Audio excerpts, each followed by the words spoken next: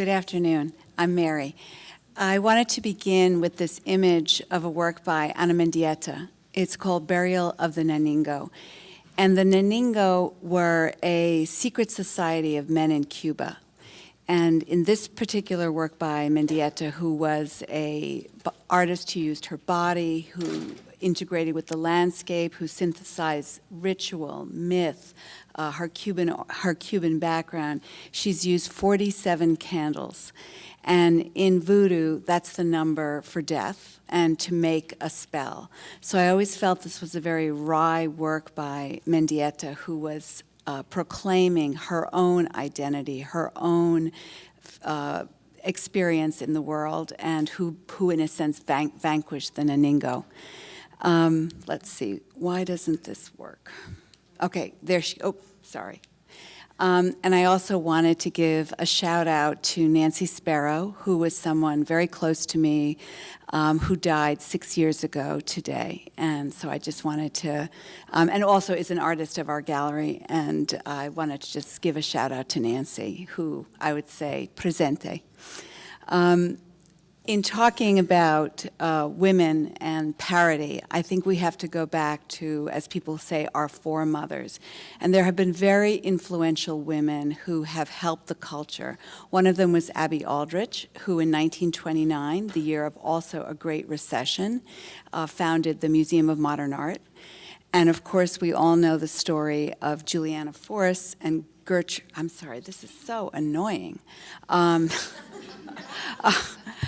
Who founded the Whitney Museum. Women can sometimes be extremely persistent. I think many people here know the story of how Gertrude Vanderbilt Whitney offered her collection of 500 works of American artists to the Metropolitan Museum, plus an endowment to build a wing, and she was turned down. And because of that, okay, there's always one door closes, another opens.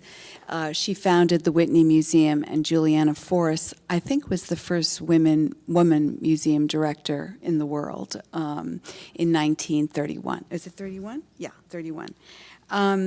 So that's a work by Peta Coyne, who, when she was invited to show at the Whitney Biennial, did a piece called Untitled Gertrude and Juliana, showing the back, like showing also the back of what's behind art, what was behind the Whitney. In talking about artists in the market or women in the market, I thought we should think of who was behind us. So someone who, the slide is passed. One of the first women dealers in the United States after Peggy Guggenheim was Betty Parsons, and she was always a model to me. She described that a gallery should be a place where art goes on and is not just bought and sold. This is Paula Cooper, who I would say not only founded the first gallery in Soho, but founded the idea of a gallery as an experimental place, as a place where artists are in partnership with their dealers. And the thing I love about this photograph is that she's holding a rare Eva Hesse without gloves.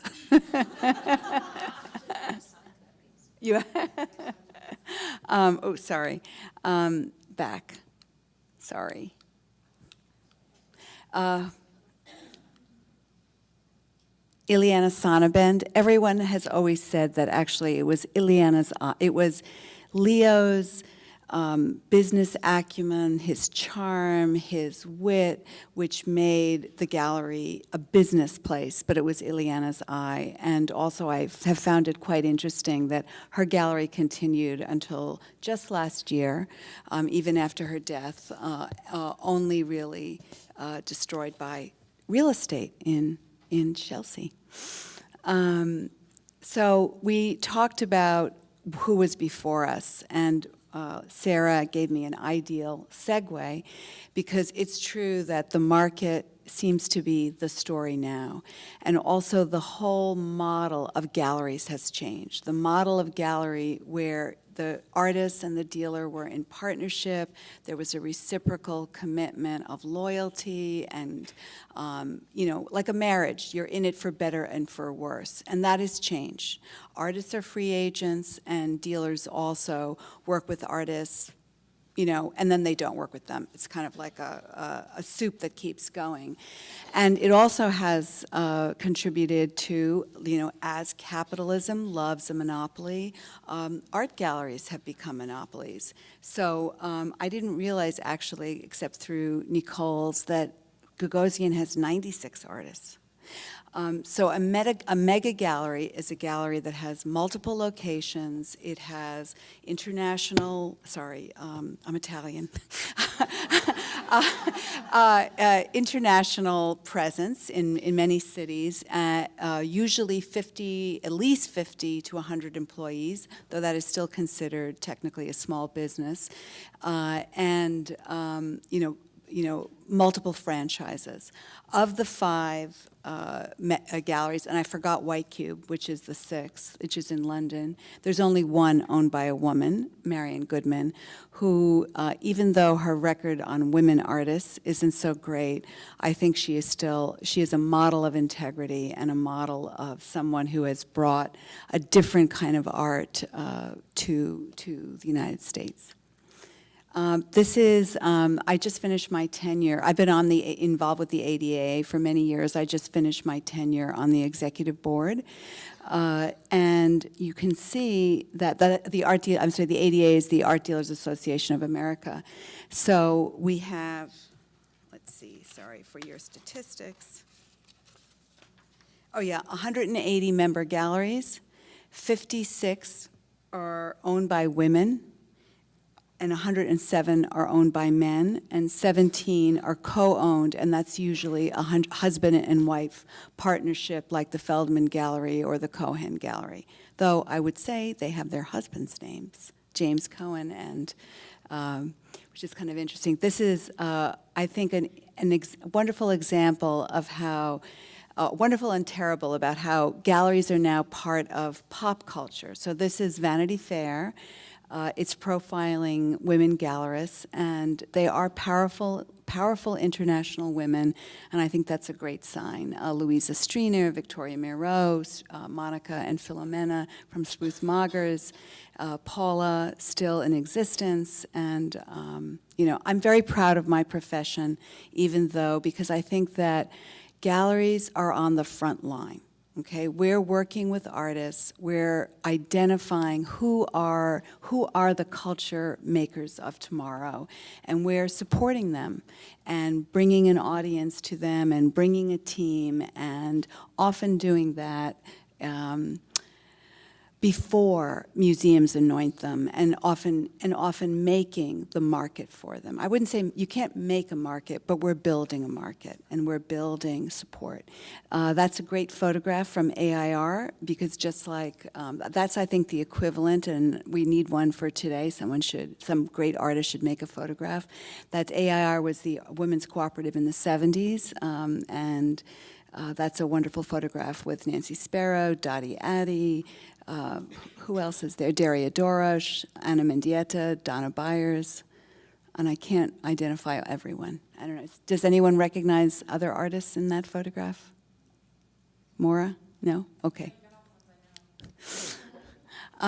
So here's the story on the market. That's a photograph of a wood sculpture by Anna Mendieta. I started working with Mendieta's estate in 1991 when I became director of the gallery. Anna died in 1985. Her first retrospective was at the New Museum in 1987. When she joined the gallery, she was already involved in an exhibition called Cuba USA, which had originated here in DC at Fonda del Sol and went to the MCA Chicago. When it went there as a new dealer, I thought, I will offer them this work of art. So I offered it to the curator at the time for $15,000, less a 20% discount. And it was declined because I was told that Anna Mendieta made not very interesting tribal art.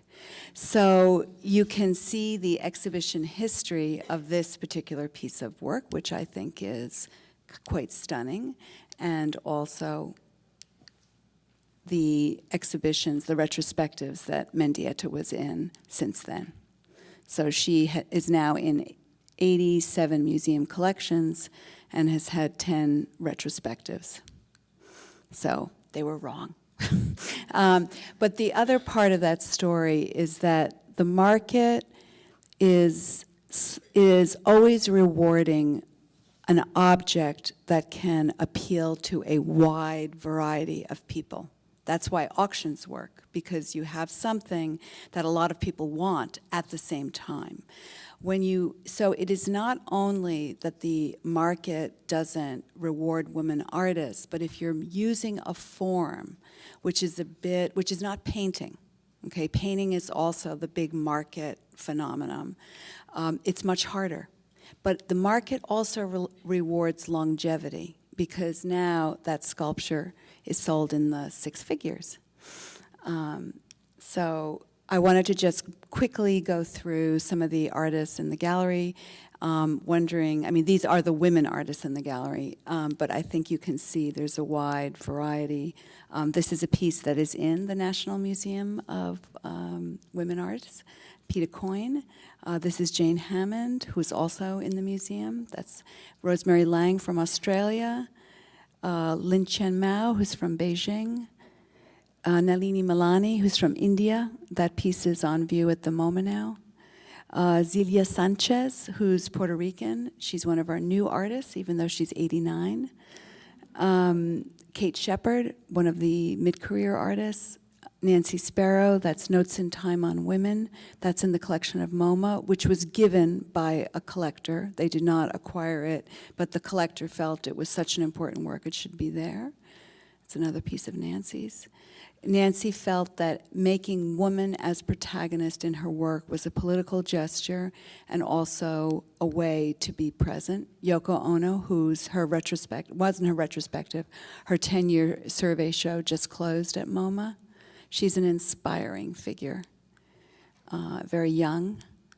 And then I also wanted to talk about patronage, okay, because, Ursula von Riddingsvard, that's a show she has now in Venice. Catherine Yass, forgot we go all the way to the end of the alphabet. So patrons. Patrons are really, I think that using wealth responsibly, as well as leading with love and leading with vision rather than ego, is one of the ways to get to the next level. So there are many women who buy art, but these are 4 women who've dedicated their collection to buy women artists, like Barbara Lee, who's also very involved in politics, big funder at the ICA, Aggie Gund, who is so admirable in so many ways, but she buys a lot of mid-career women artists, and that is kind of the death point if you're a woman artist. Like mid-career, it's very tough because you're no longer emerging and you're not yet a brand. Elizabeth Sackler, who started the Sackler Center, and of course Wilhelmina, who started this museum. I apologize to Sarah Peters, who I forgot to put in here, but she was a true change agent at the MoMA and started the Modern Women Initiative. Literally told me, I went into Glenn Lowry's office and I said, you have to do something with women, and then he turned it back to me and said, okay, you pay for it. And she did. She did. And these are, I think, a beautiful selection of women patrons from around the world. So that's what I'd like to end in, and encourage any of you who can to buy the work of a young woman artist.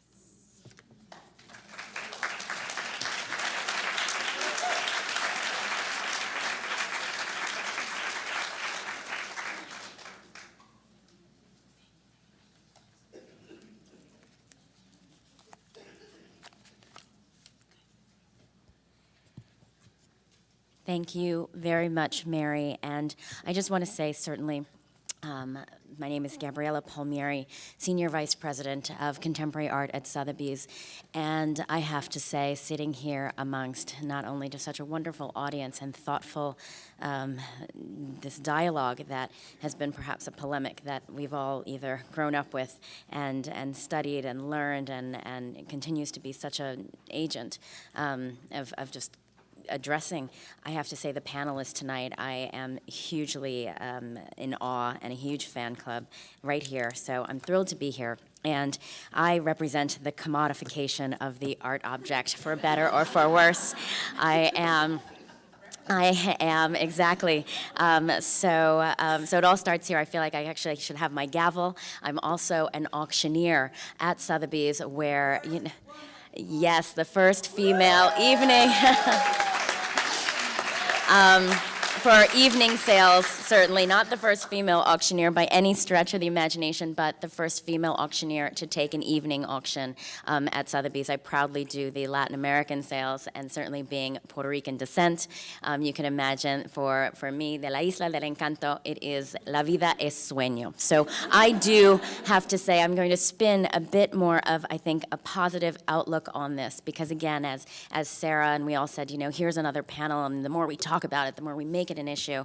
And so I want to turn that glass half empty, half full, because we certainly have a glass. And let's talk here about what I want to address in a few slides and a few sound bites is certainly what I see. I've been at Sotheby's 16 years. And if anyone knows auctions, they're like dog years, so they're going to have to euthanize me soon. But I will say that it is staggering, because when you can play on all these art sites right now, there is a level of transparency that's fascinating, whether it's ArtNet or ArtPrice, and you can actually kind of see the history, the social history, the retail history, if you will, of a work of art as it appears at auction. And I thought, how fascinating. Let's start with Sturtevant here, because certainly the most recent of the retrospectives that we have seen, a fantastic exhibition. And here's Elaine, certainly, who very early on in 1965, if you will, really starts to address this kind of repetition of other artists and anticipating kind of the early debate, if you will, surrounding notions of authenticity and authorship and originality. And, this has been such a discourse. So much so, but what's fascinating about her is that she then really reconstructs these from memory. But Andy Warhol himself said, show me your methods and so on. And he wanted to show her how he worked, and she saw this all and so on. And so much so that, of course, Andy, in his kind of very extraordinary way, said, when someone said, Andy, can you talk about your practice? He says, I don't know. He's like, just go ask Elaine, because, she spoke more thoughtfully, perhaps, about it. What I want to kind of show here is, so on your left is a painting that she did after the brilliant Tomlinson Court Park, and this sold in the November evening auction. So right there at the same time where her retrospective was opening, you can see its seismic kind of adjustment against estimate, and I would be very curious right now if this painting had only just waited just 1 year when the Stella retrospective opens at the Whitney on the 27th, what that price point would have been. And the reason I say this is I really am struck by the second comparable here, which is certainly, again, $600,000 to $800,000. It sells for 3.4. However, if we scroll down, it actually sold at Phillips just the year before that, and the 3 years earlier, rather, where it only fetched $710,000. I'm not a math person. I really stopped when we couldn't use an abacus anymore, but that represents a 480% increase in value on a painting. Again, same time as her retrospective is opening, but I see 480% upwards in terms of value being a tremendous accomplishment indeed. And then we always look at trends and want to see what trends, can that price be sustained? Well, indeed it does, and goes back to her good friend Andy, where she painted this painting. This actually is a Warhol diptych that she did in 1973. And against $3 to $5 million, it now becomes a $5 million painting. So, showing here this again, this kind of thought, I thought it was very interesting to kind of again also put in the social consciousness of market speak, the corollary to the museum institutions and shows, and the very important aspect that we are addressing of just saying, get more female shows, and you will see the market kind of following behind. We like to think we're ahead of the curve, and we try to be, but let's see. Next one, another example. And this was a fantastic exhibition, kind of a radical one, because in 2008, the United States didn't really understand or really know as much about Marlene Dumas, especially on the West Coast. And this was a really radical kind of exhibition that got a lot of fanfare. What's really interesting is that many of us have really heard that there's this pesky individual artist, Mr. Boselitz, who kind of says that women don't paint very well, and it's a fact that's supported by the market and their quality and so on. And what's really fascinating is I have to think that Mr. Boselitz might have been very upset, because here we've got the South African-born, Amsterdam-dwelling, neo-expressionist artist who's, often associated with the Big Mouth Boys Club. And at the time that this painting made $6.3 million in 2008, Miss Dumas had to only wait a bandwidth of about 10 years from when this painting was created. And Mr. Boselitz only held a record that previous May of 2008, a 1965 painting that he painted made $4.6 million. So her painting actually achieved a greater price than Mr. Boselitz. So no wonder he must have his bee in a bonnet. But here we go. Agnes Martin, and if anyone has seen this brilliant exhibition at the Tate, and it will be traveling in Europe, and then we'll be going to the Guggenheim, and that's a very extraordinary fact. But we know the record for Agnes is a beautiful painting from 1966, actually, which made $6.5 million about 2 years ago in Sotheby's sales rooms, and yet this painting, I'm a little tired. I just got back from London, where we just sold this picture. And this is interesting because this is actually a 1999 painting. So it's a later example of her work. And for it now to command $4.3 million, and we'll show a little bit more about Agnes's history. But again, the prices, I guess what we're just trying to make this click. And I can see, Mary, where you were saying this is not clicking. Oh, just kidding. Oh, we did. All right. So let's go some trends. And I know we're trying to speed. I'm getting these couple of minutes to go, so I'm going to zip past these. But this is, again, brilliant. I mean, here is a trend of market speak in terms of how many tens of millions of dollars these markets, and these are staggering numbers. It's really something to see, again, this upward trajectory. And when you see these prices, these big ellipses, you'll see that this was a 2014 painting that made Mitchell now exceed the $10 million barrier. And I have to say this because it's interesting, because in 2011, Sotheby sold also a circa 1960 picture for 9.3, and the jump in the market itself between 2011 and 2015, along with the financial markets, there was an improvement, certainly. And you can see that, again, almost a $2 million differential for a very comparable picture. The trend continues. Auctions. How do auctions perpetuate, help, hinder? All of these important questions.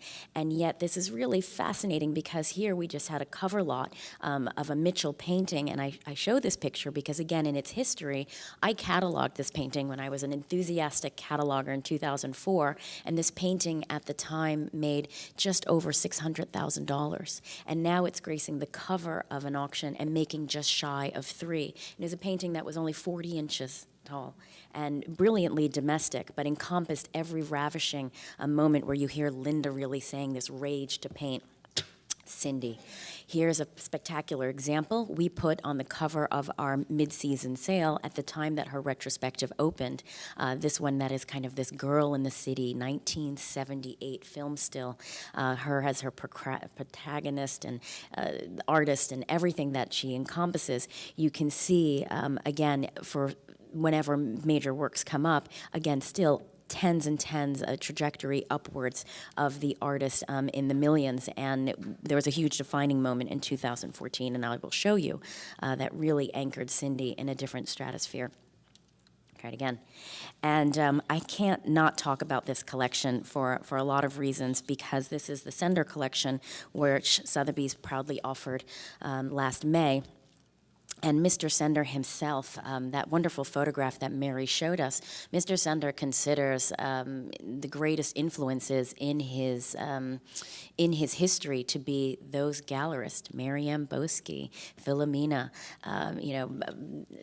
Barbara Gladstone. And these were all artists, all galleries whose artists they collected. And in the Sender collection, multiple artist records were established for Mickalene Thomas, Elizabeth Peyton, Sarah Lucas, rosemary trockle. And here, this fantastic black sheets happened to be the first work that Adam really bought at this level. And everyone thought that when he bought this at a photography sale at Christie's in 1998 for $100,000, he needed to get his head examined.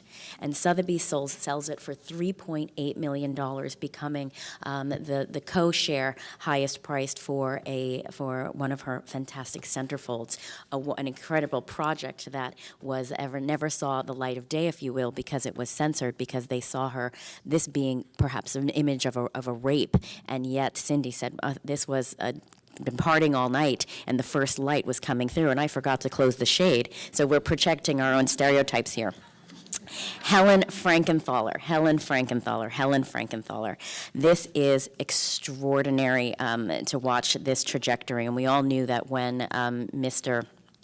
Elderfeld left MoMA to go over to Gagosian, something was going to happen with this estate, if you will. However, nor here nor there, we can say a couple of wonderful things that at the same time that this painting came up, wonderful monographs written, for example, by Katie Segal, The Heroine Paint, fantastic, really tackles her not only just being kind of, one of the color field artists, but being the ones where Clement Greenberg said, listen, get in your car and go up and see what Helen's doing, as he spoke to Morris Lewis and Kenneth Nolan. But this painting has a fantastic history. It sold for $662,000 in 2008 and was the second highest price since 1989, when Yellow Caterpillar had come up.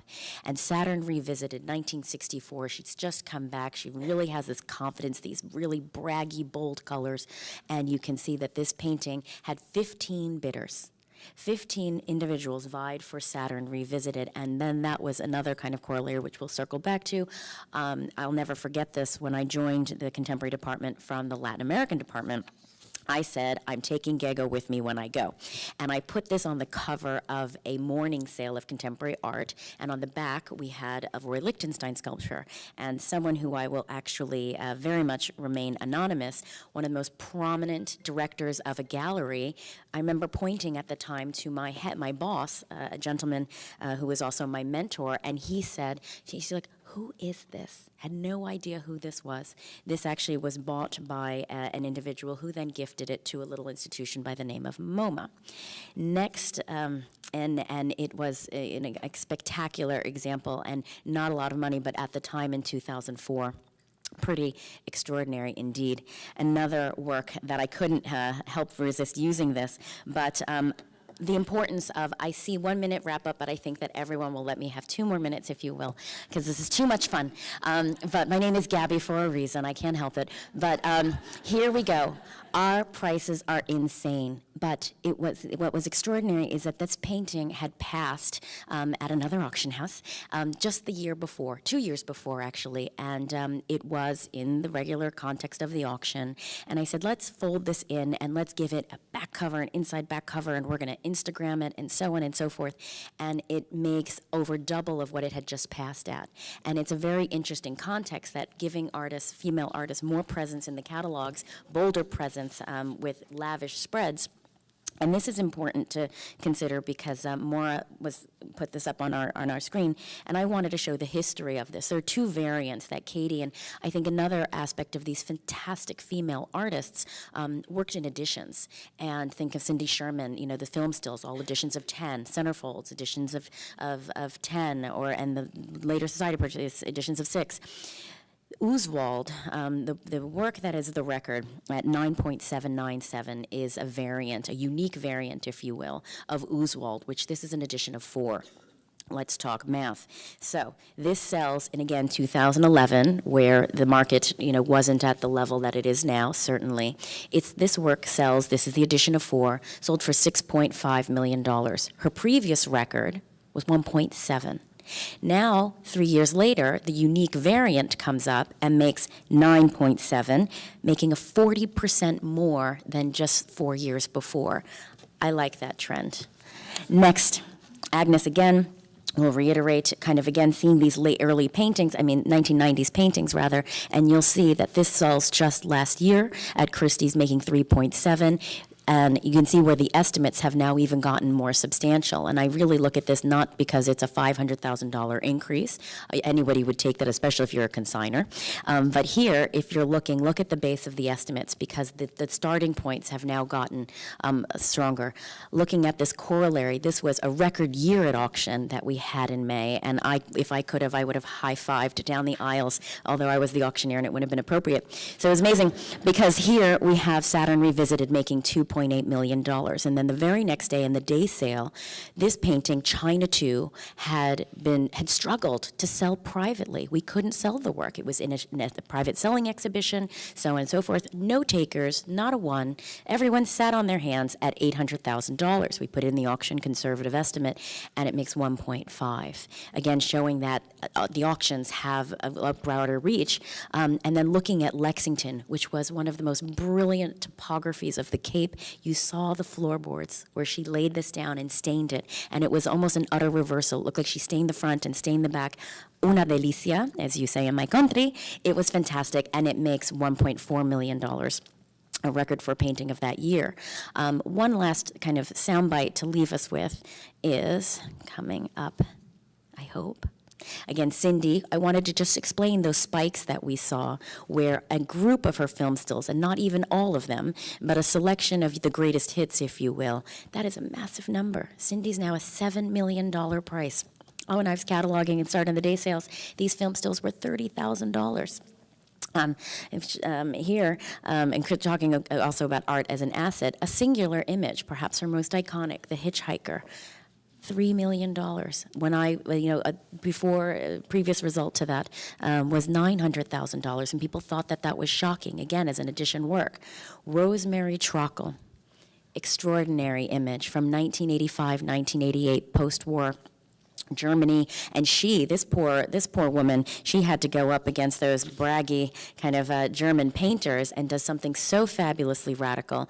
And again, something to the tune of 11 telephones from 7 different countries vied for this work, and the happy buyer actually gifted it to the Tate, showing that, this, and speaking again of formidable purchases at auction that then make their way to institutions, here again, a wonderful Sarah Lucas.